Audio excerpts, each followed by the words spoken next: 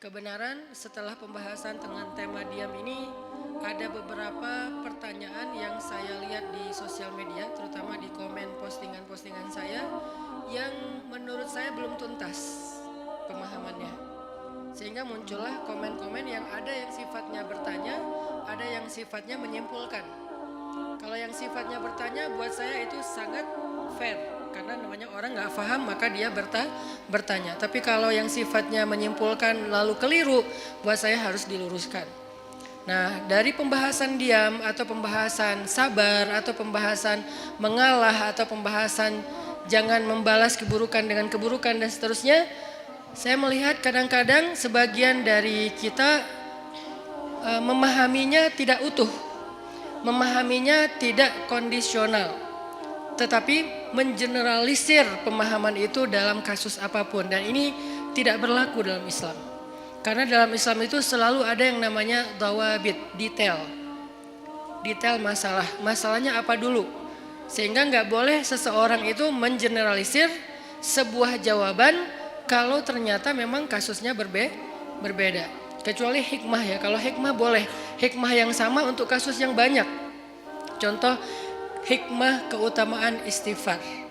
Ada yang datang bilang, saya belum dikaruniai anak. Apa ya yang harus saya lakukan? Banyak istighfar. Datang lagi, saya belum dapat pekerjaan. Apa yang harus saya lakukan? Banyak istighfar. Saya ribut dengan pasangan. Apa yang harus saya lakukan? Banyak istighfar. Kebun saya kering. Apa yang harus saya lakukan? Banyak istighfar. Dan seterusnya, itu hikmah. Kalau hikmah itu kayak mutiara. Dia punya banyak sisi dan semuanya bercahaya. Tapi kalau jawaban yang sifatnya adalah hukum dan seterusnya, fikih, ini nggak bisa mengeneralisir semua masalah dengan satu fatwa. Kadang-kadang dalam satu hal dia boleh, tapi dalam kondisi yang lain dia menjadi tidak boleh atau sebaliknya. Nah, pemahaman tentang pembahasan kita bab diam kemarin, ketika kita menyimpulkan bahwa diam itu adalah pilihan orang-orang bijak, diam itu adalah baik, diam itu justru cara kita membela diri, gitu kan ya. Diam cara paling baik untuk membela diri, bukan membela agama. Itu dua kalimat yang berbeda. Diam cara paling baik untuk membela diri, bukan membela agama. Kalau membela agama atau ada kemungkaran kita diam, itu kalau bahasa ulama dia adalah syaitan dalam wujud manusia. Na'udzubillah min dzalik. Gak boleh diam. Cuman kita juga perlu belajar kalau gak boleh diam terus kita ngapain. Karena ada orang bilang kita gak boleh diam, tapi dia juga gak ngerti ngapain setelahnya. Nyikapinnya gimana, ngeresponnya gimana, ekspresinya gimana. Nah, ini semuanya adalah pembahasan yang tidak satu kali pertemuan. Kita harus membahasnya secara berturut, kemudian kita mencoba memahaminya dari semua kondisi. Kemarin kita membahas masalah bahwa diam itu adalah cara untuk membela diri yang paling baik. Nanti fadilahnya akan ditolong oleh Allah, dinaungi malaikat, didoain malaikat. Itu hanya berlaku kalau yang dicela, difitnah, dibully, dihina, apalagi dicaci, di hate speech adalah personal pribadi kita. Berlaku kalau yang dihina itu adalah pribadi kita. Walaupun tetap kemarin saya tegaskan pilihan sikap bukan hanya diam. Kita boleh bersikap dengan merespon. Seperti yang saya cerita ada Rachel dia merespon. Tapi dengan cara agak easy going, santai gitu. Enggak terlalu emosional. Itu juga boleh. Atau kita mengambil sikap menjelaskan. Tabayun bahasa yang sering kita dengar. Itu juga boleh. Atau kita mengambil sikap marah. Atau ada orang ya, jangan kita lah ya. Kalau dalam kasus ini ada orang mengambil sikap marah, dia tersinggung. Kita harus memaklumi karena dia manusia biasa selama marah dan tersinggungnya tidak berlebihan. Jadi ini banyak pilihan sikap. Tapi di antara semua pilihan sikap itu ternyata pilihan diam menjadi salah satu yang terbaik. Salah satu yang terbaik, bukan satu-satunya. Sehingga nanti kalau ada ustadz lain atau ada anggapan lain mengatakan ini pilihan yang terbaik ketika kita lagi disakiti secara pribadi, itu juga mungkin salah satunya.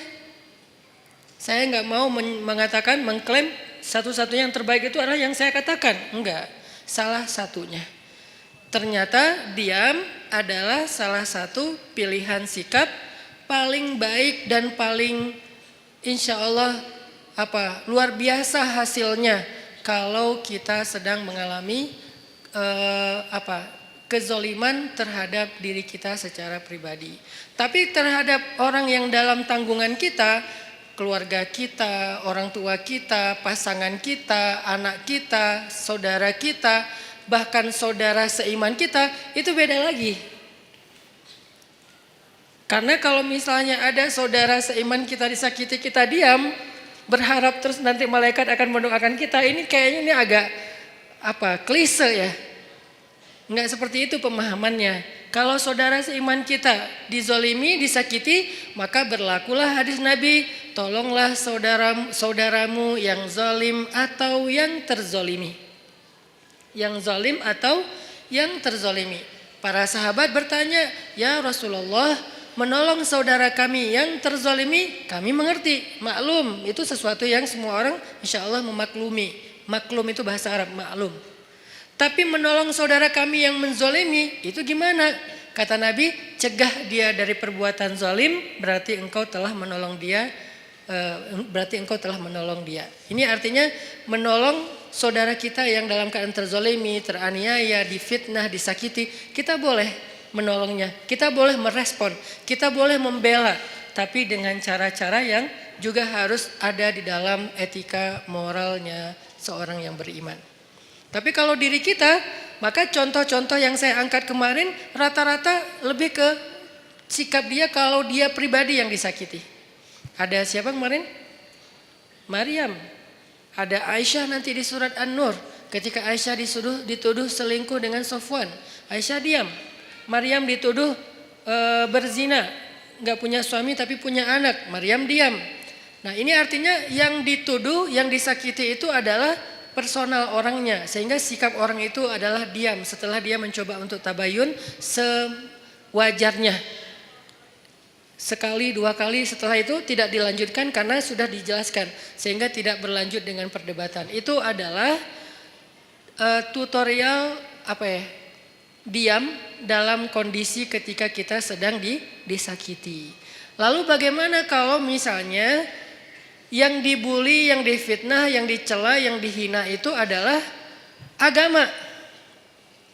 Bukan pribadi kita, tapi agama. Contoh yang bagian dari agama udah gak bisa dipisahin itu pertama adalah masalah Allah sebagai Rabb. Sembahan, pencipta, pemilik, pemelihara, harapan kita, tempat kita bergantung. Pokoknya dengan segala keluasan makna Rabb. Kalaupun gak utuh, agar mudah dipahami kita menyebutnya Tuhan. Walaupun itu bukan kalimat yang bisa menjelaskan secara utuh dari makna Rabb. Tapi setidaknya sedikit menjelaskan kepada kita, oh Allah berarti Tuhan. Kalau Allah sebagai Tuhan yang dicela gimana? Kalau Nabi sebagai Rasulullah, kekasih Allah, teladan kita, kekasih kita yang dicela gimana? Kalau syariat yang dicela gimana? Kadang-kadang bukan dicela secara langsung, tapi dibikin jadi tidak berharga. Itu juga mencela kan? Ada hal yang sakral dalam agama dibilang sesuatu yang biasa aja. Ini nih sesuatu pencelaan dengan cara yang tidak langsung terhadap agama. Nah, gimana kita responnya? Apakah kita diam? Apakah kita merespon? Terus gimana cara kita ngerespon? Itu yang akan kita bahas pada malam ini. Jadi bisa dibilang malam ini tuh kayak diam part 2 lah. Jadi masih tema yang sama tapi kelanjutannya supaya kita dapat tambahan angle. Oh kalau angle-nya gini ternyata sikapnya gak sama, berubah lagi. Oh ternyata kalau angle-nya ini hasilnya beda lagi gitu.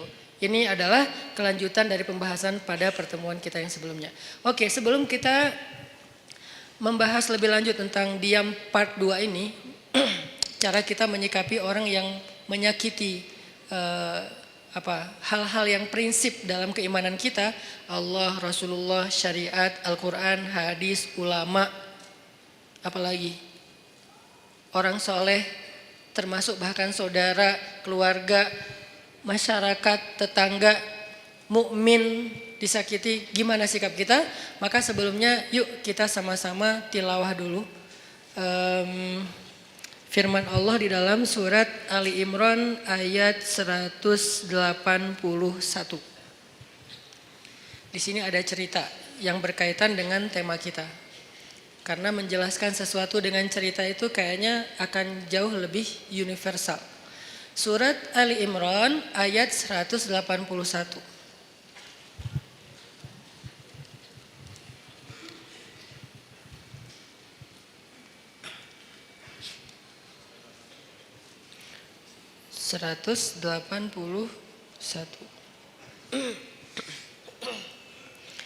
A'udzu billahi minasy syaithanir rajim. Silakan.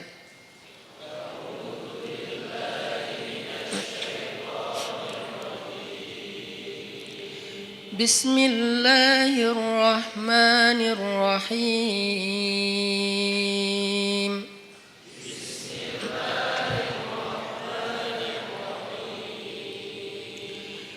لقد سمع الله قول الذين قالوا إن الله فقير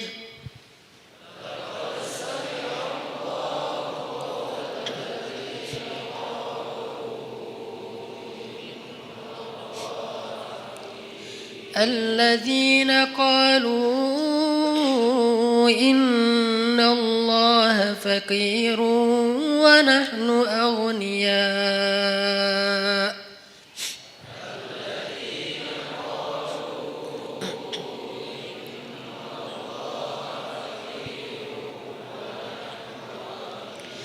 سنكتب ما قالوا وقتلهم الأنبياء بغير حق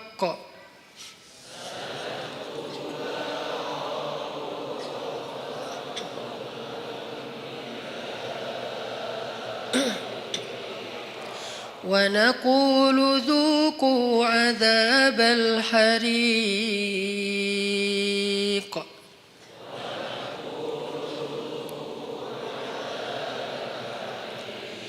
ذلك بما قدمت أيديكم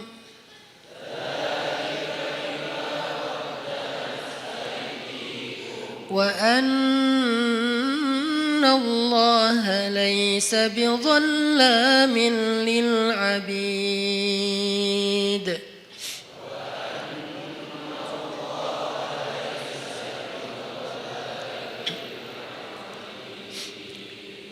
Nah, sebelum kita baca terjemah, saya pengen ceritain dulu sedikit adegan yang berkaitan dengan ayat ini.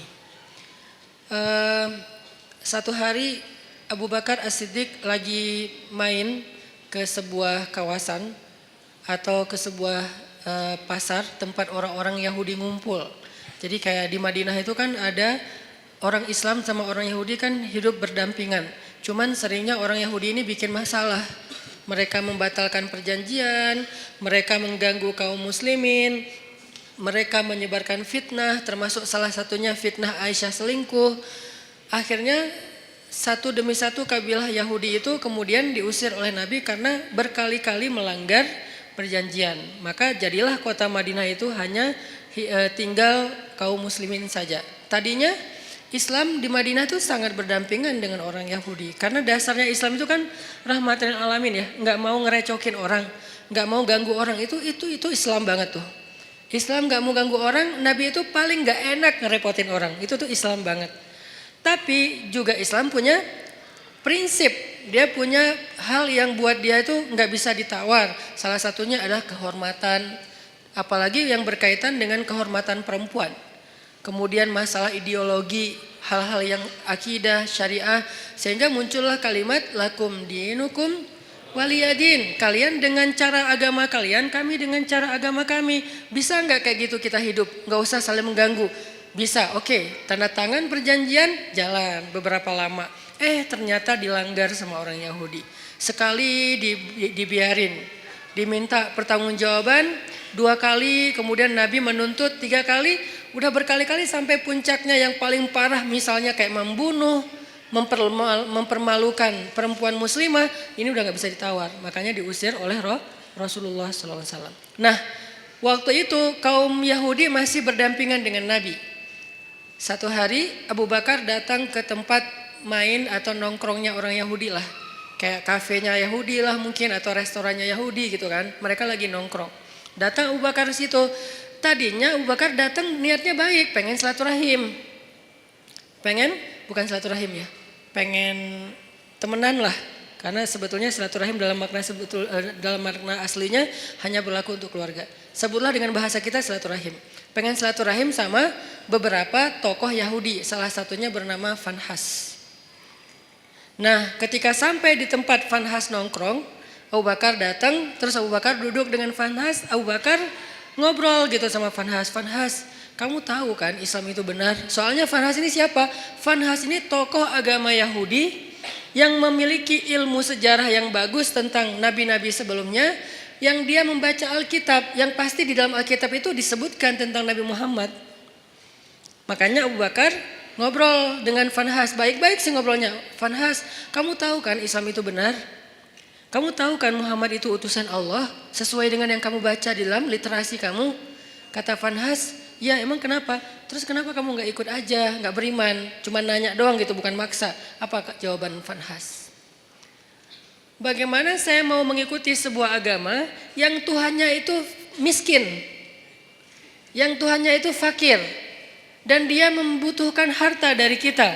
Ketika dia berfirman, "May yuqridullaha qardan hasana." Itulah bedanya orang yang kufurnya kufur fikrah, intelektual, dengan kufur karena dia nggak paham. Kalau orang yang kufur nggak paham, kita toleran banget. Orang-orang yang nggak suka dengan syariah karena dia nggak paham, kita toleran banget. Ya udah nggak apa-apa, nggak maksa. Dia nggak mau menjalankan syariat nggak apa-apa. Tapi kalau dia mempengaruhi orang lain dengan sebuah propaganda, dengan framing negatif, dengan hal-hal yang membentuk opini publik yang salah, nah ini dalam Islam perlu diluruskan. Kalau di dalam masyarakat lingkungan bangsa kita tuh kayak beberapa tokoh sekuler liberal, salah satunya yang kemarin sempat ramai bilang menghafal Quran udah nggak penting gitu kan. Ya mungkin dia kurang baca sejarah juga menurut saya, padahal itu sejarah yang paling simpel sih, nggak harus jadi ahli. Bahwa di masa Nabi selain udah ada penghafal Quran, Nabi juga menyuruh sahabat untuk menulis Al-Quran. Udah ada penghafal Quran banyak, ada Ibnu Mas'ud, ada Ibnu Abbas, ada Ibnu Umar, ada banyak sahabat penghafal Quran yang hidup di masa Nabi. Tapi tetap aja Nabi nyuruh nulis Al-Quran. Atau sebaliknya, udah ada yang nulis tapi tetap aja Nabi memotivasi mereka menghafal Al-Quran. Jadi ada yang menghafal, ada yang menulis. Cuman belum dijilid kayak gini, ini namanya mushaf. Kalau belum dijilid namanya nuskhah. Kalau udah dijilid namanya mushaf, sudah satu jilid. Sehingga dari Al-Fatihah sampai Al-Ikhlas, An-Nas udah ada di sini semua gitu. Baik berbentuk fisik ataupun berbentuk platform digital kayak yang di handphone dan seterusnya. Dulu di masa Nabi belum dijilid, masih lembaran-lembaran yang terpisah. Ada yang ditulis di kulit binatang, ada yang ditulis di pelepah pohon, ada yang ditulis di batu. Sehingga sahabat-sahabat itu mendapatkan Al-Quran nggak utuh 30 juz. Lagian kan Al-Quran belum turun 30 juz kan? Baru turun sejuz, 5 juz, 10 juz, kan bertahap tuh. Sampai akhirnya turun total sebelum Nabi wafat 30 juz. Sehingga sahabat kalau baca Quran ada yang cuman di rumahnya itu 2 lembar. Ya udah itu aja terus yang dibaca, soalnya dia nggak hafal. Ada sahabat yang baca Quran 1 juz, ya udah itu aja yang dihafal, yang dibaca. Baru kemudian dijilid pada masa Abu Bakar As-Siddiq atas inisiatif dari Umar bin Khattab. Kata Umar, ya Abu Bakar, kenapa nggak kita jilid aja Al-Quran supaya nggak berceceran di mana-mana? Kata sahabat yang lain, ya Umar, gimana kita mau melakukan sesuatu yang tidak dilakukan Nabi? Ini pertanyaan sering muncul kan sekarang. Ngapain kita lakukan sesuatu yang nggak dilakukan Nabi? Kata Umar, seandainya Nabi masih hidup, pasti Nabi akan mengatakan ini baik. Kalau bahasa orang yang lebih fanatik lagi sekarang, tapi kan Nabi nggak melakukan. Seandainya itu baik, kenapa Nabi nggak ngelakuin? Berarti apa yang Nabi nggak lakuin berarti nggak baik. Nah ini nih pemikiran nggak terbuka. Umar itu orang yang sangat open minded banget. Sehingga dia banyak nyampein gagasan-gagasan yang justru kayak sesuatu yang baru gitu di zaman itu. Lalu akhirnya setelah disyurakan oleh para sahabat, mereka sepakat bahwa ini baik, maka dilakukanlah proses penjilidan Al-Quran pertama di masa Abu Bakar. Kemudian diulangi lagi, lebih teratur lagi di masa Utsman bin Affan. Karena di masa Utsman itu ada semacam polemik soal tata cara membaca Al-Quran. Karena banyaknya orang non-Arab yang masuk Islam, lalu mereka salah dalam membaca ayat-ayat secara huruf, secara baris. Kalau baris saja masih mending, ini hurufnya salah. Kenapa huruf bisa salah Ustadz? Karena dulu Al-Quran itu tulisannya nggak ada titik. Kalau sekarang kita nyebut Arab gundul itu nggak ada baris ya. Kalau dulu tuh lebih gundul lagi. Bukan hanya nggak ada baris tapi nggak ada titik. Jadi shin dengan sin itu sama-sama nggak punya titik. Shad dengan dot itu sama, nggak ada titik. Lo dengan to sama, nggak ada titik. Ba, ta, sa sama, nggak ada titik. Jadi linusabbita bihi fuadak bisa dibaca linubayyina bihi fuadak. Jauh kan? Linusabbita bihi fuadak, untuk kami teguhkan hatimu dengannya, bisa dibaca linubayyina bihi fuadak, untuk kami perjelas maksud di dalam hatimu dengannya. Itu jauh banget perbedaannya. Kenapa? Karena tidak ada titik. Akhirnya banyak orang non-Arab yang masuk Islam di masa Utsman salah membaca huruf. Jadilah Al-Quran itu agak banyak kesalahan. Dan itu rame yang membaca dengan cara yang salah. Akhirnya Utsman berinisiatif untuk mengumpulkan lagi cara baca yang tadinya 10 huruf menjadi 1 huruf. 1 huruf menjadi 10 qiraat dan seterusnya, itu pokoknya rumit lah pokoknya. Sejarahnya rumit. Intinya di zaman Nabi itu udah ada smartphone dalam bentuk tulisan di lembaran-lembaran. Atau kenapa tetap dianjurkan menghafal Quran? Ini jawaban paling logis menurut sejarah. Belum lagi nanti ada jawaban dari sisi spiritual. Bahwa menghafal Quran itu fadilahnya luar biasa. Kita tuh dapat mahkota di padang mahsyar. Hanya orang yang tidak beriman atau ragu dengan janji Allah dan Rasul yang gak peduli dengan hal kayak gini. Bahwa nanti dia akan pakai mahkota cahaya di padang mahsyar, dia bisa menyelamatkan 10 keluarganya. Gak bisa nyelamatin saudara kita, keluarga kita 10 orang dengan membawa smartphone. Di padang mahsyar, ya Allah, di smartphone saya nih ada Al-Quran, boleh gak saya selamatin keluarga saya? Jangankan keluarga, mantan aja gak bisa. Coba gimana? Jadi memang ada fadilah tertentu, walaupun kita mungkin yang ngomong kayak gini juga belum tentu hafal Al-Quran dengan ayat yang banyak. Tapi setidaknya saya tuh selalu respect banget sama yang menghafal Al-Quran. Dan menganjurkan, sampai anak saya sekarang 3-3-nya sekolahnya khusus tahfiz. Karena saya berharap mereka gak seperti saya. Yang baru serius ngafal Al-Quran pas udah gede. Mereka harus tuntas dulu Al-Quran, sisanya boleh belajar sains, belajar apapun lah. Kan dulu ulama-ulama saintis Islam itu hafiz ya rata-rata ya. Jadi kayak ngafal Quran tuh bukan buat mereka, bukan karena mondok, bukan jurusan agama. Itu emang udah kayak jadi jadi budaya yang soleh di antara masyarakat Islam. Aisyah pondok tahfiz, Maryam pondok tahfiz yang pulangnya sebulan sekali. Yang saya cerita, saya juga kadang-kadang bete gitu, gak bisa ketemu anak. Tapi harus sabar. Yahya masuk TK tahfiz.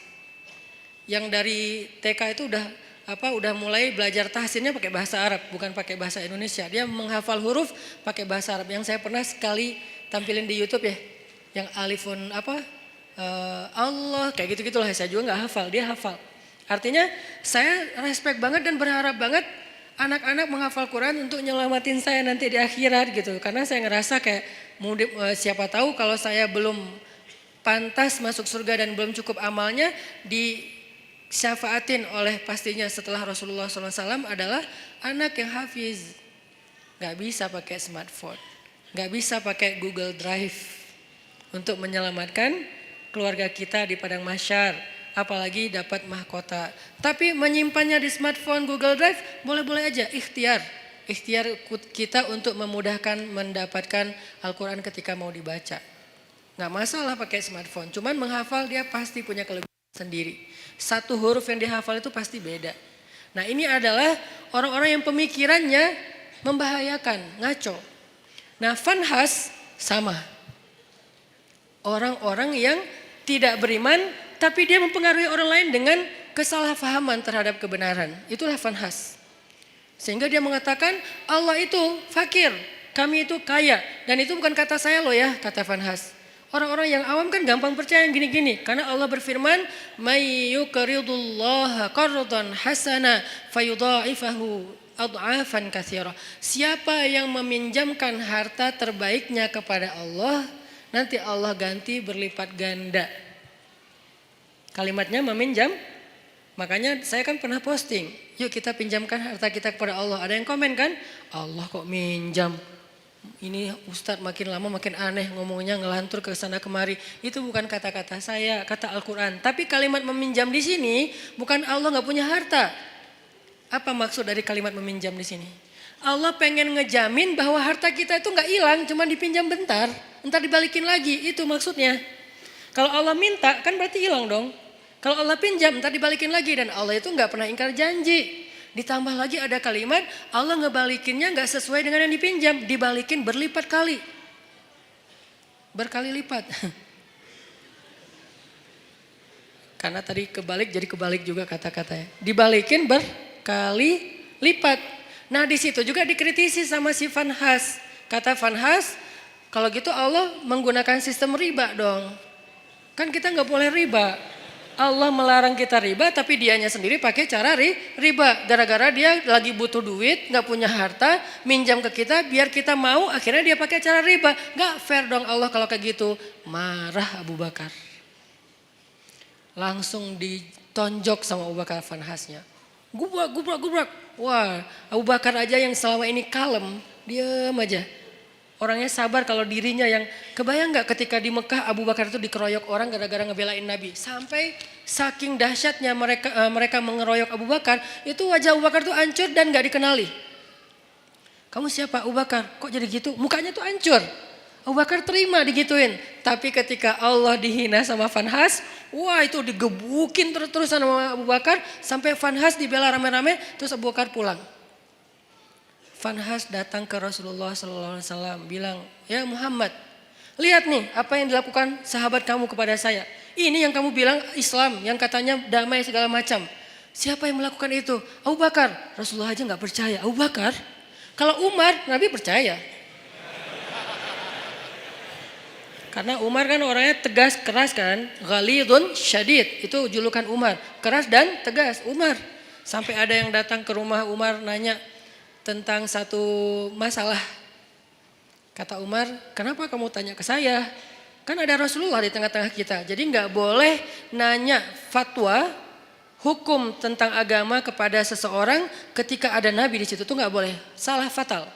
Sama kayak kita ada ulama, nanyanya yang bukan ulama. Gak boleh nanya ke ulama aja. Makanya ketika kita nanya tentang agama bukan ke ulama, padahal di bangsa Indonesia ini banyak ulama, kita tuh udah salah. Jadi nanya aja udah salah, pasti jawabannya lebih salah. Walaupun benar tetap salah. SOP-nya gak kayak gitu. Nah ada orang datang ke Umar, nanya tentang agama. Kata Umar, kenapa kamu gak nanya ke Rasul? Masa nanyanya ke saya? Kata dia, saya udah datang ke Rasul. Terus apa jawaban Rasul? Jawaban Rasul saya gak berkesan. Maksudnya kayak bukan itu yang saya harapin. Dia kayak maksa gitu, pengen jawaban sesuai harapan dia. Kan ada orang kayak gitu kan. Nanya pengen nemu jawaban sesuai harapan. Kalau nggak nemu nanya lagi ke ustadz yang lain. Sampai nemu yang mengatakan, oh ya udah ini halal. Baru dia bilang, tuh kan kata saya juga. 9 ustadz bilang haram, 1 ustadz bilang halal, dia ambil yang 1. Nah ini masih mending lah sesama ustadz. Ini mah Rasul. Rasul udah kasih jawaban, tapi saya nggak cocok gitu. Makanya saya tanya kepada kamu, menurut saya kamu bijak. Dipuji-puji Umar. Apa yang dilakukan Umar? Kata Umar, ya udah tunggu sebentar ya. Dia masuk, keluar bawa pedang. Udah dihunuskan pedangnya. Bukan bawa pedang dalam sarungnya, dihunuskan pedangnya. Ini nih jawaban saya nih, langsung kabur tuh orang. Itu Umar. Karena Umar tersinggung, dianggap sebagai orang bijak sementara Rasul aja ditolak. Itu penghinaan buat Rasul dan penghinaan buat Umar sendiri. Makanya Umar langsung ngeluarin pedang, orangnya kabur. Tapi ini yang melakukan Abu Bakar, bukan Umar. Orang yang gak pernah dikenal, pernah mukulin orang. Satu-satunya yang pernah dipukul Abu Bakar itu cuma berhala. Ketika dia masih kecil, diajak ayahnya untuk ngelilingin tawafin berhala, ayahnya yang tawaf, Abu Bakar duduk nungguin, pas ayahnya udah pergi berhala itu dilemparin sama Abu Bakar. Lo ngapain sih orang-orang tawaf ke lo padahal gak bisa ngapa-ngapain. Itu Abu Bakar, salah satu sahabat walaupun sedikit sekali jumlahnya, sahabat yang gak pernah syirik bahkan di masa sebelum Islam, Abu Bakar salah satunya. Abu Bakar, Khadijah, Ali, ini orang-orang yang dari sebelum Islam pun mereka gak pernah syirik, gak pernah nyembah berhala. Tapi yang lain pernah lalu bertaubat dan masuk Islam kemudian menjadi lebih baik. Abu Bakar yang melakukan, Rasulullah, Abu Bakar, dipanggil Abu Bakar. Lalu Nabi nanya baik-baik karena ini Abu Bakar nih, orang yang wibawa, orang yang baik hati, orang yang lembut. Gak boleh langsung dipercayai aja nih omongan, apalagi nih Fanhas yang ngomong. Rasulullah nanya, ya Abu Bakar, ini perbuatan kamu? Ya Rasulullah. Nabi kaget. Jadi itu bukan hoax. Benar nih Abu Bakar nonjokin orang, gebukin orang. Ya Rasulullah. Ya Abu Bakar, kenapa kamu pukul dia? Apa jawaban Abu Bakar? Ya Rasulullah, inna aduwallah qala qawlan aziman annallaha faqirun wa annahum anillahi aghniya. Ya Rasulullah, sesungguhnya musuh Allah ini mengatakan satu kalimat yang sangat fatal, yang sangat buruk tentang Allah. Dia bilang Allah itu fakir dan mereka itu kaya dan tidak butuh kepada Allah. Maka ghadibtu lillah ya Rasulullah. Saya marah karena Allah ya Rasulullah. Rasulullah nanya ke si Fanhas. Fanhas, benar kamu bilang Allah fakir? Enggak, namanya juga orang Bani Israel. Enggak semua Yahudi itu kayak gitu. Karena ada Yahudi yang lurus dulu, enggak tahu sekarang. Tapi umat Yahudi kan Nabi Musa Yahudi yang membawa agama Yahudi. Kemudian nanti ada keluarga Nabi Musa yang Yahudi termasuk sampai Zakaria, Imran Yahudi kan. Jadi bukan agamanya, Bani Israel lah yang paling bawel itu. Ternyata dia bohong, dia bilang enggak. Wah Abu Bakar udah mukulin saya, sekarang dia memfitnah saya Muhammad. Beginikah didikanmu terhadap sahabatmu? Rasulullah bingung, mana yang benar nih? Abu Bakar mukul Fanhas. Tapi Fanhas bilang saya enggak mengatakan hal yang kayak gitu. Saya disakitin sama Abu Bakar. Abu Bakar itu emang benci sama saya sejak dulu. Akhirnya ketika Nabi tidak bisa menilai siapa yang benar siapa yang salah, turunlah ayat ini. Allah mendengar pembicaraan orang yang mengatakan Allah fakir dan kami kaya. Dengan segala macam kemarahan Allah juga marah tuh. Di sini Allah kayak bilang, aku juga marah, bukan Abu Bakar doang kata Allah. Jadi Abu Bakar kayak dibela gitu sama Allah, Abu Bakar bareng kita marah sama dia. Gitu. Kan keren ya Abu Bakar ya di situ ya. Sampai Allah mengatakan apa tadi ayatnya teh? Wa naqulu dzuqu adzabal harik, dan kami balas ucapan mereka dengan kalimat dzuqu adzabal harik, rasakan azab yang membara. Itu tuh ancaman Allah kepada Fanhas nanti di akhirat. Artinya Allah tuh merestui Abu Bakar marah. Allah merestui Abu Bakar marah. Tapi kita jangan buru-buru menyimpulkan ini terus kita langsung take action ya. Wah ini bahaya, gue tonjokin aja nih. Jangan, karena ini nih Fanhas. Yang kita hadapi kan bukan Fanhas kan, beda-beda kan. Ada yang namanya mungkin dia pakai nama Abu atau apalah kayak gitu-gitu kan. Ini nggak boleh difanhasin. Karena kalau dia difanhasin nanti jadi rame, Islam malah yang jelek juga kan. Makanya ya hadapi aja dengan argumentasi ilmiah, hadapi aja dengan penjelasan yang meluruskan persepsi kepada masyarakat, gak usah terpancing. Biarkan harusnya hukum yang bergerak di situ, karena emang kewajiban seorang yang memegang hukum, penguasa. Kalau dia nggak mengambil tindakan hukum, dia bertanggung jawab di hadapan Allah SWT. Dalam arti membiarkan orang menghina Allah, Rasulullah, agama Allah. Membiarkan saja dosa karena dia mampu untuk mencegah, untuk menyikapinya, untuk menghukum dengan cara yang terbaik. Di zaman Umar, ketika Umar jadi khalifah, ada tuh yang kayak gitu tuh.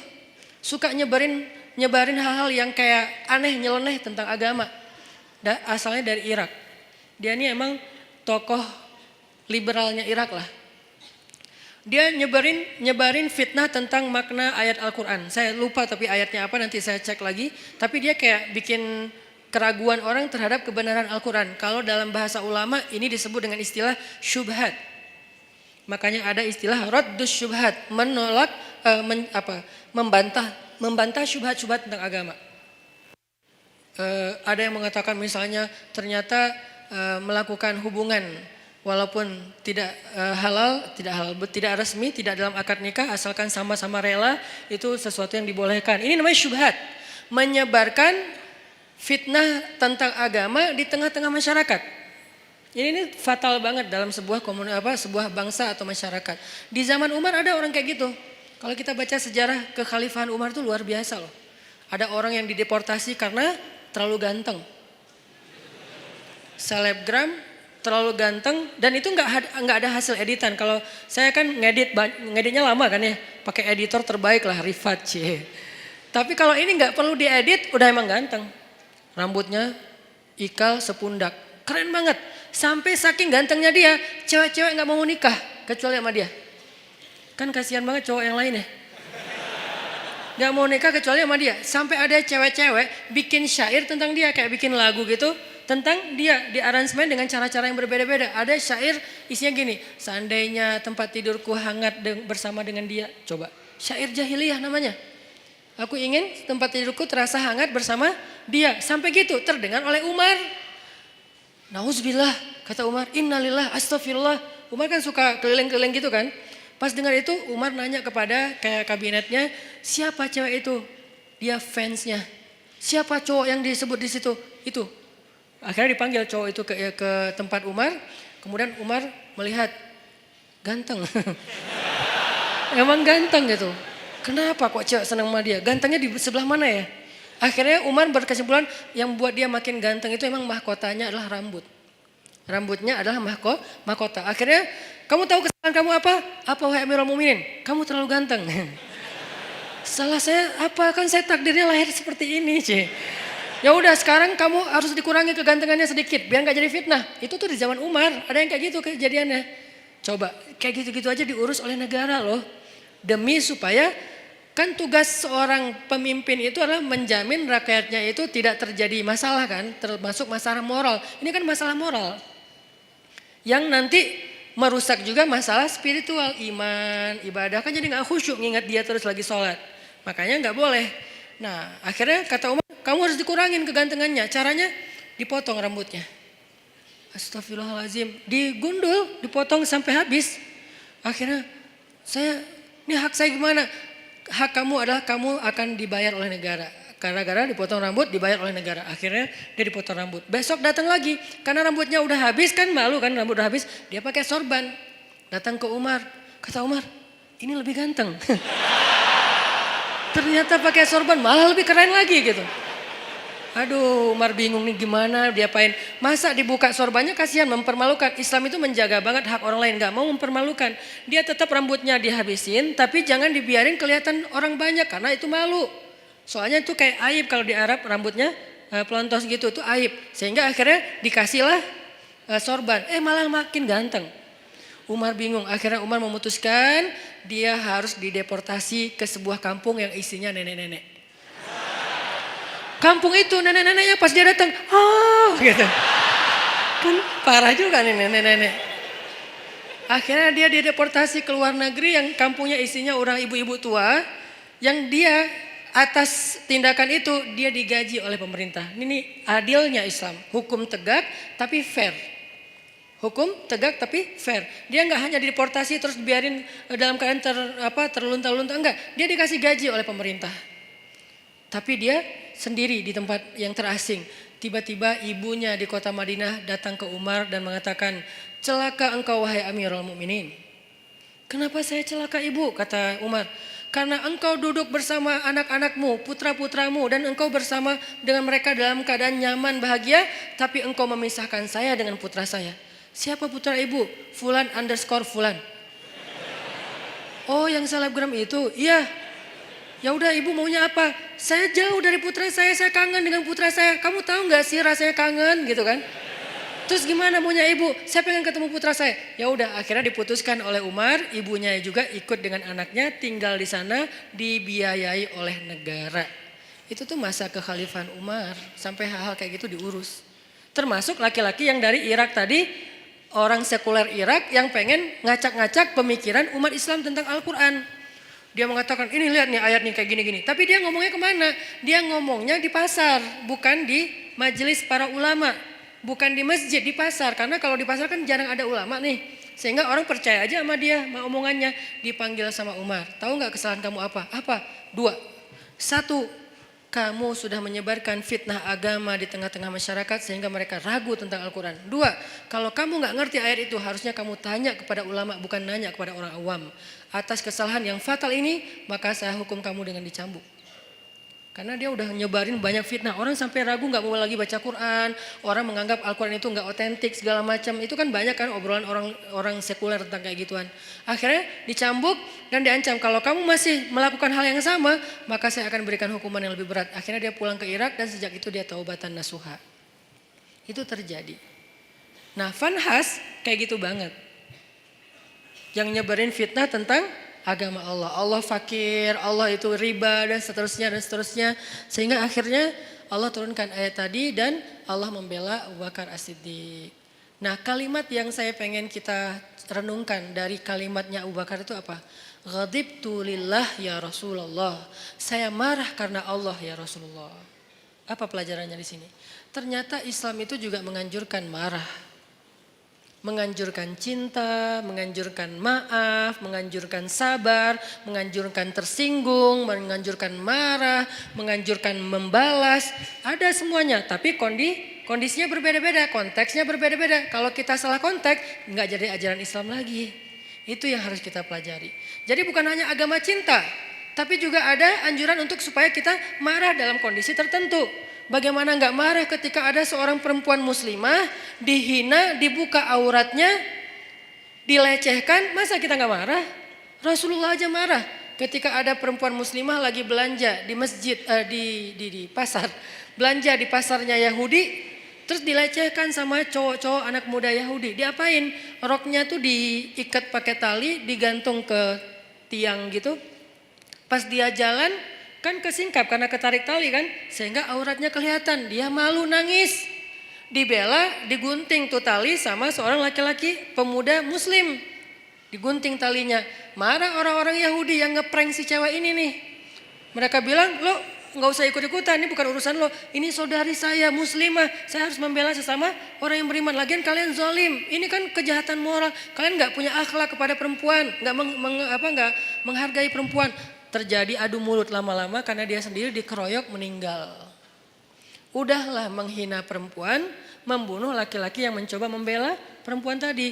Nabi langsung marah. Langsung dikumpulkan bala tentara yang kuat-kuat oleh Nabi menuju kepada kabilah itu, dikepung tuh kabilahnya. Setelah dikepung, Nabi memberi mereka kesempatan, 2 pilihan. 1, pergi, 2, perang. Ini namanya marah fisabilillah. Jadi ada jomblo fisabilillah, ada mutusin fisabilillah, ada balikan fisabilillah, semuanya ada fisabilillahnya. Apa maksud saya fisabilillah? Ada jalan yang dibolehkan oleh Allah, ada kondisi yang dibolehkan oleh Allah. Jomblo fisabilillah itu kayak gimana? Jomblo yang sabar, yang tetap istiqomah, yang gak berputus asa dengan berbuat dosa, itu tuh fisabilillah banget. Jadi itu bukan bahasa-bahasa nyeleneh. Justru itu sebuah ungkapan sederhana yang di dalamnya tuh terkandung banyak hikmah yang saya harapin kayak gitu. Jadi bukan jihad fisabilillah. Jihad fisabilillah, ada juga jihad fisabilillah taghut. Orang yang berjihad bukan karena Allah. Begitu juga dalam urusan yang lain. Ghadibtu lillah ya Rasulullah. Saya marah karena Allah ya Rasulullah. Berarti apa? Di antara cabang-cabang iman adalah emosi. Perasaan cinta, perasaan malu, perasaan takut, perasaan marah, itu semuanya bagian dari iman. Kalau ada orang mengatakan iman itu hanya cinta, sampai ada kalimat, ya Allah kalau saya beribadah karena saya penginkan surga, tutup surga itu dari saya. Kalau saya beribadah karena saya takut neraka, masukkan saya ke neraka. Saya beribadah hanya karena cinta kepadamu. Ini membentur-benturkan 2-3 hal yang sebetulnya 3-tiganya baik. 1, roja, mengharapkan surga. Itu baik, bagian dari iman. 2, khauf, takut neraka. Itu juga bagian dari iman. 3, mahabbah, cinta kepada Allah. Itu juga bagian dari iman. 3-tiganya emosional, perasaan. Ternyata iman itu juga menyangkut urusan perasaan. Sehingga pertanyaannya, sudah berimankah perasaan kita?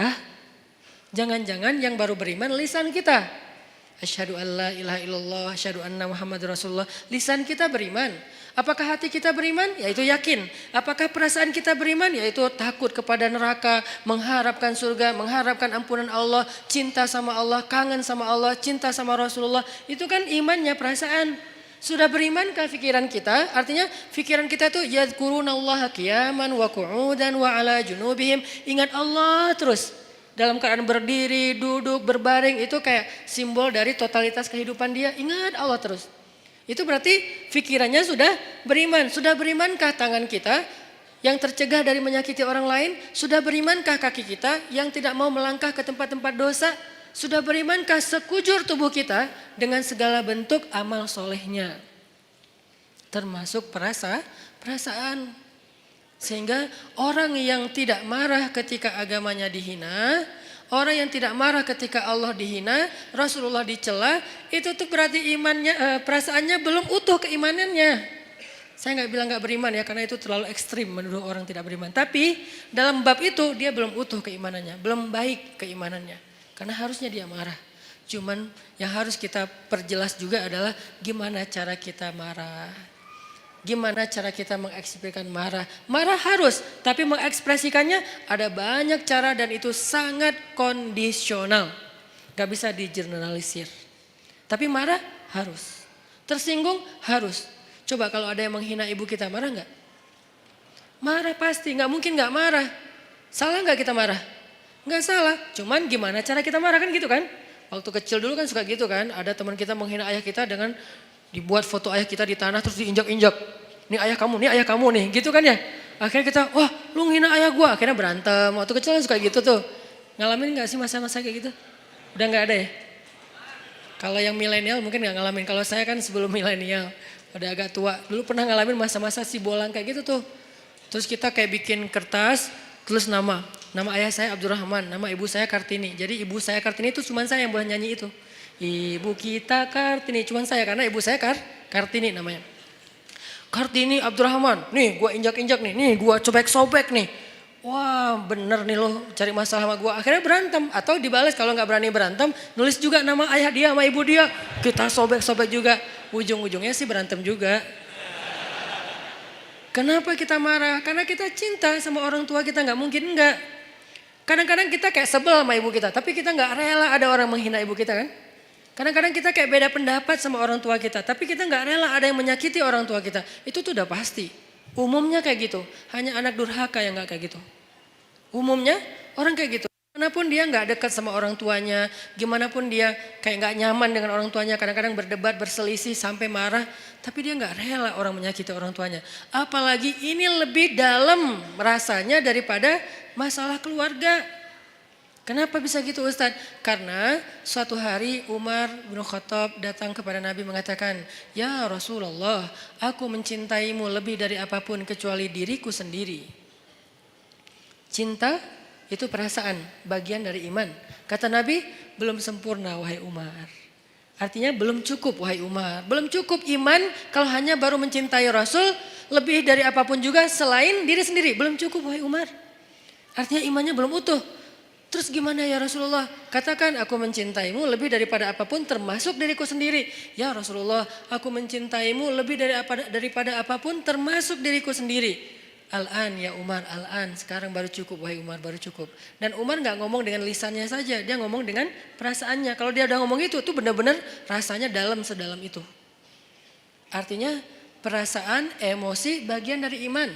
Sehingga yang harus kita syahadatkan dalam tanda petik, yang harus kita islamkan, yang harus kita cas terus keimanan dalam diri kita, bukan hanya wawasan di kepala kita dengan duduk di taklim, bukan hanya lisan kita dengan mengucapkan kalimatan thayyibah, tapi juga termasuk rasa, perbuatan, akhlak, semuanya harus ditanya, sudah berimankah diri kita? Sudah berimankah akhlak saya? Sudah berimankah pandangan saya? Karena pandangan orang yang beriman tidak akan melihat aurat. Pandangan orang yang beriman tidak akan melihat yang dosa. Nanti di atas mereka ada yang lebih dahsyat lagi. Jangankan aurat orang lain, aurat sendiri aja gak mau ngelihat. Siapa dia? Ali bin Abi Thalib. Aurat sendiri aja gak ngelihat. Coba, kebayang gak tuh? Ya gak usah dibayangin juga sih. aurat sendiri nggak mau ngelihat. Saking karamallahu wajhah, saking mulianya wajah dan matanya Ali bin Abi Thalib. Aurat sendiri nggak mau lihat. Dalam peperangan dia duel sama musuh, kemudian dia menebas kaki musuhnya dengan pedang Ali, lalu tersobeklah pakaian laki-laki tersebut dan kelihatan pahanya. Ali langsung palingkan wajahnya, nggak mau ngelihat paha musuh coba. Padahal lagi perang tuh, bukan lagi jalan, lagi kayak kena motor atau apa misalnya sobek, enggak. Dan itu cowok, kebayang gak cewek? Kalau kita cewek, ini cowok. Artinya ya apa sih, teman doang atau apa gitu kan ya. Walaupun ada sebagian yang mengatakan paha bukan aurat. Kalau yang mengatakan paha bukan aurat berarti adegan itu bukan paha, lebih dari itu. Kalau yang mengatakan paha itu aurat berarti kejadian itu hanya sebatas paha. Dua-duanya pendapat ulama dan kita hargai. Yang jelas Ali gak mau ngelihat, langsung memalingkan wajahnya. Nah musuhnya kan curang, di mana-mana kan di film juga yang fiktif, yang namanya antagonis selalu curang kan. Gak ada yang antagonis tapi baik hati, itu namanya bukan antagonis, hero. Dia pasti curang, begitu Ali sebagai superhero-nya balik arah, dia nyerang, curang kan. Tapi Ali, yang digituin Ali gitu, salah orang. Ali balik arah, justru pedangnya tuh lagi siaga. Begitu dia nyerang, diputerin lagi tuh pedang, putus leher musuh tersebut. Dan itu musuh bukan orang biasa, legendnya orang Mekah. Yang sahabat-sahabat gak berani duel sama dia, diam semuanya. Ali yang berani. Siapa yang mau menantang saya? Diam sahabat yang lain. Kata Ali, gak ada yang bangkit. Ya Rasulullah saya. Kata Rasulullah, Ali duduk aja Ali. Gak ada cowok di antara kalian yang berani nantang saya. Marah kan Ali digituin kan ya. Sahabat-sahabat diam. Kenapa gak ada yang bangkit? Itu tuh terkenal Amru, orang yang paling jago berpedang di antara orang Mekah, belum pernah kalah sama sekali. Jadi benar-benar menang KO terus gitu. Amru yang menantang. Diam. Ali bilang, ya Rasulullah saya. Ali, aku gak tega kalau sesuatu terjadi sama kamu. Rasulullah aja kayak ngerasa Ali gak bisa ngalahin dia. Ali diam, tapi gregetan banget. Siapa yang berani nantang saya? Atau kita pulang aja nih, udah beres. Akhirnya, ya Rasulullah, jangan biarkan dia menghina Islam. Biarkan saya menghadapi dia, Allah yang akan menolong saya. Ali hati-hati ya. Ya Rasulullah, datanglah Ali. Akhirnya tarung dan Ali menang telak dalam pertarungan waktu itu. Ini nih karamallahu wajah. Matanya itu mata yang beriman. Telinganya telinga yang beriman. Lisannya lisan yang beriman. Wajahnya wajah yang beriman. Gimana wajah yang beriman? La tahkiranna minal ma'rufi syai'a walau antalqa akhaka biwajhin taliq. Janganlah kalian ngeremehin amal soleh walaupun kecil, walau sekedar bertemu dengan saudaramu dengan wajhun, wajah, bahasa Arab jadi bahasa Indonesia, wajah yang apa, sumringah, wajah berseri-seri, wajah yang happy. Jangan ketemu teman kita cemberut aja. Kamu kenapa? Enggak, emang muka saya emang kayak gini. Nah, kalau itu beda ya. Tapi berusaha untuk tersenyum. Itu tuh wajah beriman. Jadi wajah aja, ada wajah beriman, ada yang wajah tidak beriman. Wujuhu yauma idzin muswaddat, gitu ya kurang lebih. Pokoknya wajah mereka hari itu dalam keadaan tertutup debu, dalam keadaan alaiha ghabarah, dalam keadaan tertutup debu, dalam keadaan hitam legam. Itu wajah orang kufur. Sedangkan orang yang beriman, wajahnya bercahaya, wajahnya happy, wajahnya bahagia. Dari sejak di dunia. Wajah kita sudah berimankah? Kemudian apa lagi? Hati kita sudah berimankah? Perasaan kita sudah berimankah? Tangan, kaki kita sudah berimankah? Rambut kita sudah berimankah? Dan seterusnya, semuanya. Gimana rambut yang beriman Ustadz? Nabi melarang kita untuk membuat rambut yang terlalu ditipisin sebelah ya. Sampai tinggal di atas doang gitu kan. Itu dalam Islam dilarang. Berarti rambut yang beriman yang gak kayak gitu. Kalau ditipis sedikit gak apa-apa. Tapi ini tipisin habis tinggal gini doang. Ya itu tidak dianjurkan dalam Islam. Berarti rambut yang beriman, rambut yang biasa-biasa aja. Kalau bisa agak luar biasa dikit. Tadi kayak cowok yang keren tadi rambutnya sepundak, ikal. Kalau gak mampu Ustadz, karena kalau udah saya panjang gak turun ke bawah naik ke atas. Ya udah jangan dipaksain. Tergantung jenis rambut. Yang jelas rapi, terus dirawat sama dia kan ya. Itu rambut orang beriman. Ternyata iman itu bukan hanya soal sholat, puasa, termasuk perasaan. Jadi marah itu bisa jadi bagian dari iman kalau tepat dalam kondisinya. Sehingga Abu Bakar marah, ghadibtu lillah ya Rasulullah. Itu kata kuncinya. Aku marah karena Allah wahai Rasulullah SAW. Sehingga kita wajib marah teman-teman. Sampai Nabi pernah mengatakan juga dalam masalah perasaan dan iman itu ada hubungannya. Kata Nabi, salasun man kunna wajada fihi halawatal iman. Man kunna fihi wajada halawatal iman. Ada 3 hal yang kalau seseorang itu ngerasain dia kalau seseorang itu mendapatkannya berarti dia merasakan nikmatnya iman. Merasakan puncaknya iman. Merasakan loh ya, bukan melakukan, bukan mengatakan, bukan memikirkan, tapi merasakan, rasa. Dan 3-tiganya rasa. Ada 3 perasaan yang kalau seseorang mendapatkan dalam dirinya berarti dia berada di puncaknya iman. 1. Ayyakunallahu wa rasuluhu ahabba ilaihi mimma siwahuma. Ketika Allah dan Rasul lebih dicintai olehnya dari apapun juga. Cinta, perasaan. Yang kedua, perasaan juga. Ayyuhibbal mar'a la yuhibbuhu illa lillah. Mencintai seseorang dan tidak mencintainya kecuali karena Allah. Mencintai sesama muslim. Mencintai ulama, mencintai habaib, mencintai para kiai, mencintai guru-guru kita, mencintai orang yang soleh, yang lebih soleh dari kita, mencintai, itu perasaan. Dan itu adalah wajadah halawatul iman, puncaknya iman. Ketiga, ayyakroha ayyauda ilal kufr kama yakrahu ayyuqadhafa finnar. Benci, ternyata benci juga bagian dari iman. Benci, bagian dari iman. Jadi kalau ada orang Islam itu tidak membenci, benci. Kepada apa dia benci? Kepada dosa, kepada kemungkaran, kepada kekufuran dia benci. Makanya bahasanya ayyakra ayyauda ilal kufr. Dia benci untuk kembali kepada kufur.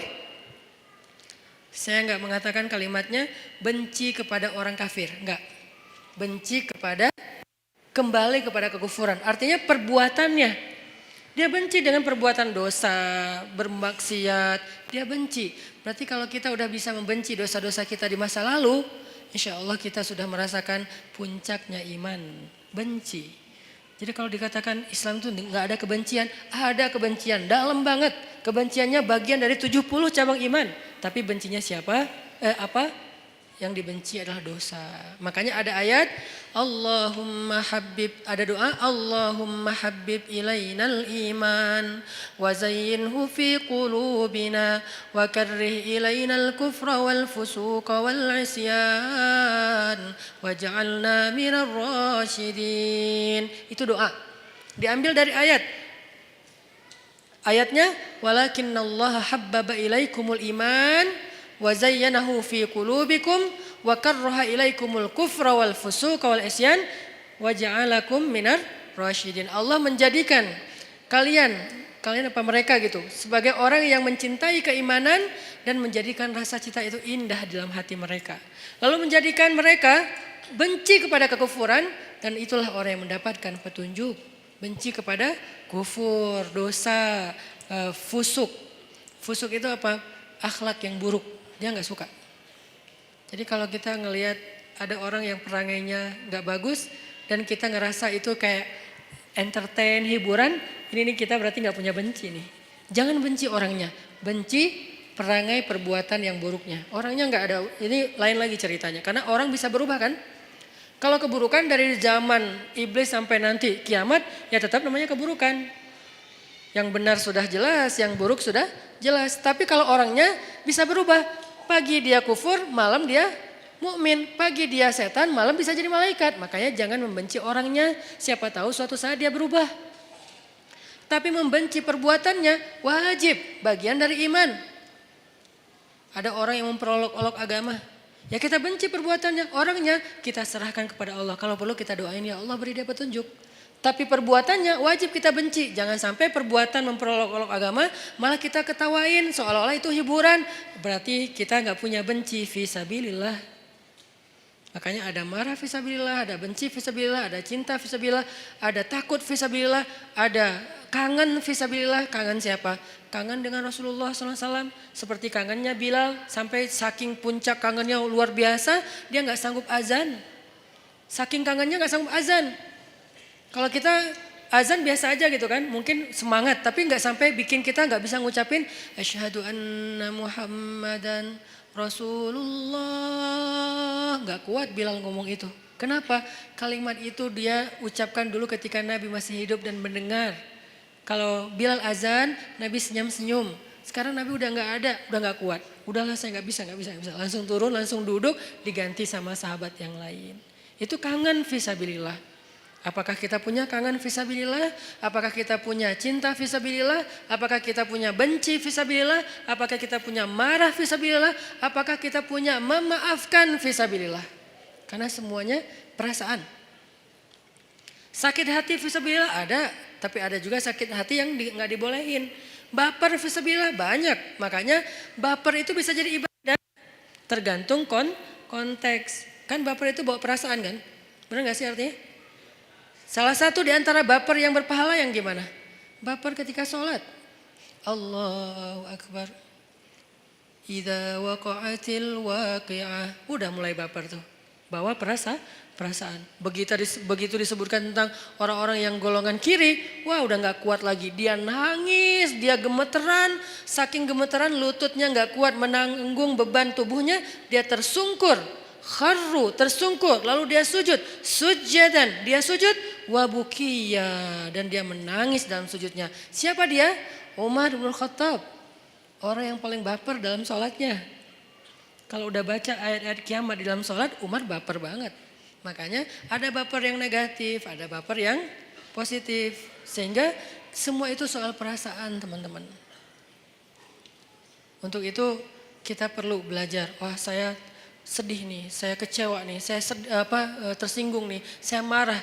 Nah yang terakhir pertanyaannya gimana cara kita mengekspresikan kemarahan kita Ustadz. Kalau yang dihina itu Allah, Rasulullah, Islam, bahkan orang tua kita, keluarga kita, apa yang harus saya lakukan? Jangan membalas keburukan dengan keburukan, itu prinsipnya. Tadi dibacakan di sholat isya kita, idfa billati hiya ahsan, balaslah dengan cara yang lebih baik walaupun kita marah. Lalu bagaimana dengan cerita Abu Bakar As-Siddiq? Tapi di situ bukan hanya ada satu tokoh, ada Fanhas. Nah, apakah kita tahu persis yang kita hadapi itu Fanhas? Jangan-jangan kita menjudge Fanhas banget ini, padahal dia bukan Fanhas. Dia bisa jadi adalah orang Badui yang mengencingi Masjid Nabawi. Kan itu juga perbuatan yang menghina Islam kan? Dia datang ke Masjid Nabawi, dia buang air kecil di situ. Lalu Umar udah siap-siap tuh, saya penggal nih kepalanya nih, saya penggal nih. Kata Rasulullah, ya Umar, mahlan, tunggu Umar. Ya Rasulullah, dia udah menghina masjid, dia menghina agama kita dan segala macam. Dia tuh masuk ke masjid buang air kecil loh. Lebih dahsyat. Nabi kemudian mengatakan, tunggu, jangan ganggu dia. Maksudnya kalau sahabat langsung nyuruh dia pergi kan terganggu, soalnya dia lagi menyelesaikan hajatnya kan, kepotong kan, terganggu kan, sakit. Akhirnya beresin dulu, tunggu. Udah beres, yuk kita cari air, ambil air, bersihin. Udah disiram sama sahabat, dipanggil dia sama Rasulullah. Kamu dari mana? Dari kampung ini. Oh pantesan. Dia tuh orang pedalaman yang tidak tahu peradaban. Di tempat dia, semua tempat itu toilet. Karena buat mereka tuh kan biasa aja. Maaf ya, di beberapa tempat kita ngeliat kadang-kadang orang buang air sembarangan kan. Karena dia rata-rata orang yang berpendidikan rendah, orang yang mungkin tidak belajar, orang yang belum modern, belum berperadaban. Buat dia biasa aja kayak gitu, malah kadang-kadang gak malu. Nah laki-laki ini kayak gitu kondisinya. Orang jahil, orang badui, orang pedalaman, gak pernah belajar. Dia gak tahu kalau ini tempat suci, dia buang air aja di situ. Ditanya sama Nabi dari mana? Dari tempat ini. Oh kamu tahu gak ini tempat apa? Gak tahu. Ini tuh rumah ibadah kami, di sini kami menyembah Allah, kami belajar, kami duduk di sini, kami menjaga kesuciannya. Tadi kamu sudah mengotori tempat ini. Oh saya nggak tahu, saya nggak ngerti, maafin saya ya nggak apa-apa. Terus Nabi ngobrol panjang lebar sama dia, sampai saking baiknya Nabi bisa membuat dia terkesan dengan obrolan Nabi, akhirnya dia masuk Islam. La ikraha fiddin, Tidak ada paksaan dalam agama. Tapi yang ada ta'liful qulub, membujuk hati. Kemarin pas saya jalan ke Korea, saya ngobrol sama Chan, sama sekali saya nggak mau ngomongin Islam di depan dia kalau dia belum bertanya. Tapi alhamdulillah sepanjang saya di sana nggak ngomongin Islam sama sekali. Pas pulang baru semalam dia posting foto-foto kita di sana, dia bilang sekarang saya merasa tertarik untuk belajar Islam setelah bertemu dengan Ustadz Hanan dan keluarga. Ternyata kok asik banget, santai, saya nggak dipaksa, saya nggak dimarah-marahin. Pas saya salah membeli makanan Korea, apa namanya teh? Apa? Bukan samyang. Ya cireng lah pokoknya. Cireng Korea gitu ya. Kimbap. Nah, pas lagi beli kimbap kan ada porknya kan. Cuman dia nggak dimasukin ke dalam gulungan kimbap itu, dia kan salah. Tapi saya malah saya malah bayarin, bukan membeli, saya malah bayarin karena udah terlanjur dibeli pasti harus dibayar. Akhirnya kalau belum terlanjur dibeli saya nggak akan beli. Tapi karena udah terlanjur dibeli dan pasti Chan akan bayar, saya bayarin. Tapi saya nggak mau makan, saya ngomong ke dia pelan banget, Chan maaf ya, maaf banget nih. Saya tahu kamu niatnya baik, tapi maaf karena kamu nggak paham tadi itu ada pork di situ. Walaupun nggak dikasih ke sini tetap nggak boleh bagi kami, maaf ya.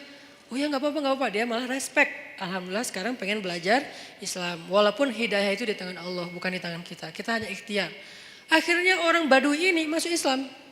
Setelah masuk Islam, dia doa, ya Allah berilah rahmatmu kepada saya dan kepada Rasulullah, yang lain jangan. Dia sebel sama yang lain. Karena tadi mau dimarahin kan sama yang lain. Kata Nabi, kenapa doanya kayak gitu? Iya Rasulullah, saya sebel sama mereka. Kalau doa yang baik-baik supaya malaikat mendoakan juga kamu dengan kebaikan yang sama. Oh gitu ya Rasul. Ya Allah rahmati saya, Rasulullah dan yang lain-lain juga. Beres kan ya? Ini nih siapa? Ini bukan Fanhas. Ini orang yang belum mengerti tentang kebenaran. Kalau Fanhas ngerti banget. Malah Alkitab, dia ngerti Alkitab. Taurat, Injil, Al-Quran bahkan. Makanya dia tahu ayatnya. Bukan orang biasa, beda sikapnya. Kalau kepada orang kayak gitu, kita memberitahu. Ada orang yang bertanya atau komentar karena dia nggak ngerti, kita jelasin, kita luruskan kalau bahasa saya di komen. Bukan saya marahin, saya luruskan. Kadang-kadang ada teman-teman yang niatnya baik, pengen bela saya tapi malah marah-marah. Saya juga berharap jangan. Ini Ustadz Hanan, malu nggak lo? Jangan ngomong kayak gitu, ini mempermalukan orang. Nggak, saya juga cuma ngomong kalau ini tentang saya diam. Kalau tentang Rasulullah, saya luruskan. Kayak gitu bahasanya, saya pilih diksi yang tidak menjudge. Sehingga nanti sikap kita mudah-mudahan mewakili wajah Islam. Walaupun gak sempurna, soalnya kita manusia biasa ya. Islam sempurna banget tapi kita gak sempurna. Setidaknya kita udah berusaha untuk menampilkan wajah Islam terbaik yang kita mampu. Orang baru tertarik. Nah, idfa billatihi ahsan. Balaslah dengan cara yang lebih baik. Ada di surat apa itu? Coba kita buka surat Fussilat. Surat ke-41 ayat 34. Idfa billati hiya ahsan. Kalau kita bisa membalas keburukan orang dengan cara yang lebih baik. Maksud cara yang lebih baik itu gimana Ustadz? Bisa jadi orangnya kita pahamkan. Itu kan cara lebih baik kan? Dia menghina Islam, kita gak menghina dia. Kita gak menghina agamanya, kita pahamkan. Oh ini maksudnya. Kalau dia nggak bisa juga, kita coba kebaikannya dengan cara lain. Kadang-kadang ada kebaikannya bukan dengan pemahaman, dengan narasi. Kita kasih dia hadiah kalau ada yang kenal dengan dia. Minimal kita senyumin dulu.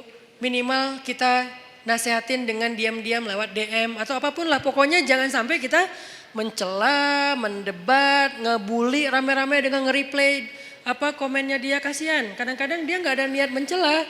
Cuman karena gak paham, akhirnya di replay banyak ratusan replay, semuanya menjat dia. Saya kasihan kadang-kadang kayak gitu.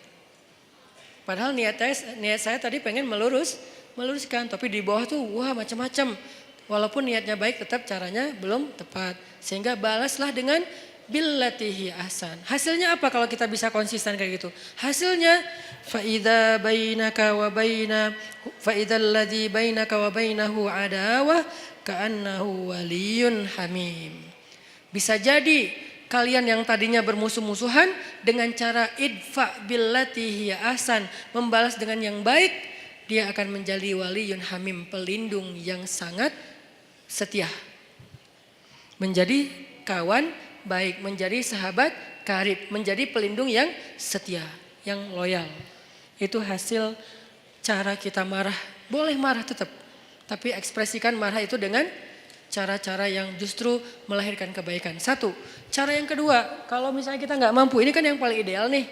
Saya nggak mau memberikan solusi ideal doang, sementara saya juga nggak selalu bisa kayak gitu. Dan saya manusia biasa. Nanti kalau sesekali teman-teman ngelihat saya di sosial media, kadang-kadang kepancing, itu karena Hanan Ataki itu manusia, bukan malaikat.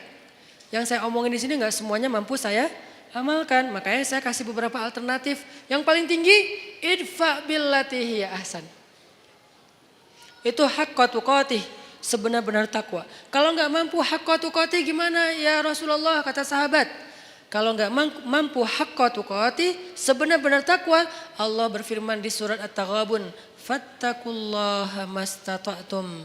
Bertakwalah kepada Allah semampu kalian. Allah aja kayak gitu coba. Pertama disuruh apa? Sebenar-benar takwa. Dalam kasus ini sebenar-benar takwa adalah balaslah keburukan dengan kebaikan. Itu sebenar-benar takwa. Yang paling ideal udah. Tapi kan kadang kita mampu, kadang enggak kan? Kadang-kadang kita memang benar-benar mampu dan kita kayak takjub gitu. Kok saya bisa ya? Membalas keburukan dengan kebaikan. Di komen negatif, di hate speech kita balas makasih. Kadang bisa.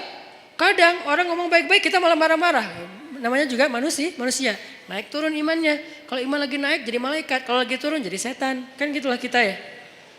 Sehingga Allah tahu banget lah kita tuh manusia biasa. Sehingga setelah Allah bilang ittaqullaha haqqa tuqatih, bertakwalah dengan sebenar-benar takwa. Salah satu kasusnya adalah balaslah dengan yang lebih baik. Allah katakan fattaqullaha mastata'tum. Kalau nggak bisa maka bertakwalah kepada Allah semampu kalian. Di akhir surat At-Taghabun. Jadi dua ayat ini saling mengutuhkan. Nah dalam kasus semampu kita gimana? Coba teman-teman buka Al-An'am.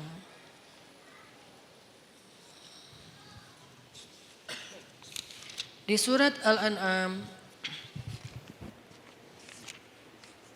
ayat 68. Coba lihat surat Al-An'am ayat 68.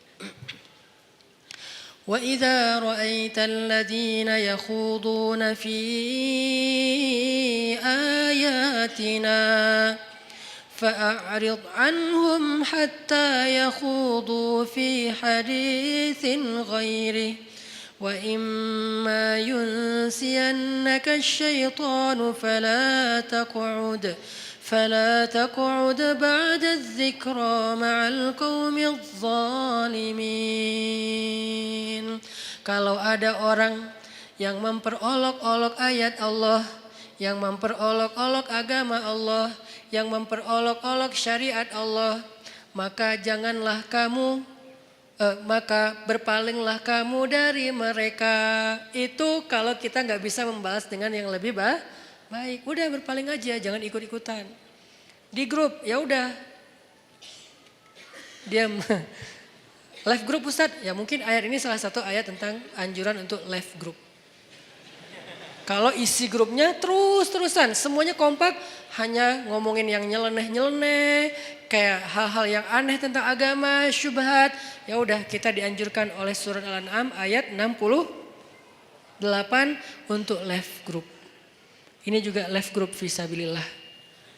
Live group karena Allah, bukan karena kita masalah personal. Saya nggak nyaman lagi di situ. Kenapa? Saya sering dicuekin. Itu bukan fisabilillah. Kalau saya broadcast nggak ada yang respon.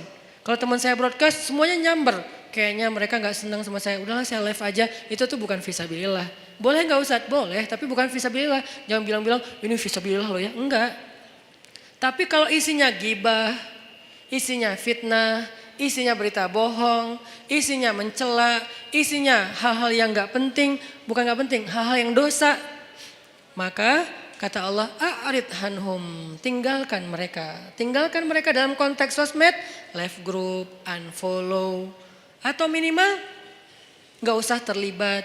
Terus kata Allah, kalau setan membuat kalian lupa dengan anjuran ini, anjuran untuk pergi ninggalin mereka, maka janganlah kamu tetap di situ ketika kamu ingat. Sampai tegas banget Allah suruh pergi. Kalau kita lupa nih, soalnya kan kita manusia biasa. Mereka ngomong segala macam, kita diam aja. Tapi kita nggak pergi. Nah kalau kita pas ingat, aduh oh iya ya ini udah ngomongin tentang agama yang aneh-aneh nih. Ya udah deh saya pergi. Nah pergilah kalau kalian tidak mampu untuk memperbaiki keadaan itu. Ini. Jadi kalau kita nggak bisa memberitahu dengan baik-baik, nggak bisa menjelaskan, kadang-kadang kita kalah jumlah, kita sendiri yang lain rame-rame, dan mereka kayak kuat banget argumentasinya, sombong pula. Kalau argumentatif doang masih bisa lah, tapi ini disertai dengan sombong kan susah ya. Udah tertutup hatinya, udahlah pergi aja, nggak usah diladenin debatnya. Itu cara kedua. Kalau nggak bisa, idfa billati hiya ahsan. Dua cara inilah yang disebut dengan ittaqullaha haqqa tuqatih. Nggak mampu ya Allah, ittaqullaha mastata'tum, semampu kali. La yukallifullahu nafsan illa wasaha. Itu teman-teman obrolan kita tentang moral yang dikaitkan dengan iman. Bab diam part kedua atau jilid kedua. Supaya kita paham kapan kita harusnya diam, kapan kita harusnya marah, kapan kita harusnya emosi, takut, benci, suka, segala macam itu ada babnya tersendiri supaya tidak salah. Mudah-mudahan ini bisa memperbaiki perilaku kita, behavior kita. Karena saya berharap dakwah saya ini bukan hanya jadi wawasan. Kalau dakwah yang bisa menambah wawasan, teman-teman mendengar ceramah saya sedikit wawasannya. Lebih banyak wawasan dengar ceramah Ustadz Adi Hidayat, Ustadz Abdul Somad. Kalau dengan saya tuh fokus banget dengan daily life. Buat saya kalau hanya wawasan tidak merubah perilaku belum sempurna. Makanya kita bagi-bagi tugas. Ada UAS dan UAH yang mungkin memberi wawasan Islam yang luar biasa. Ada UHA yang memberikan lebih kepada tutorial daily life yang lebih islami. Behavior, persepsi dan seterusnya. Lagian ini tuh praktis insya Allah dalam kehidupan kita. Di sosial media atau dalam kehidupan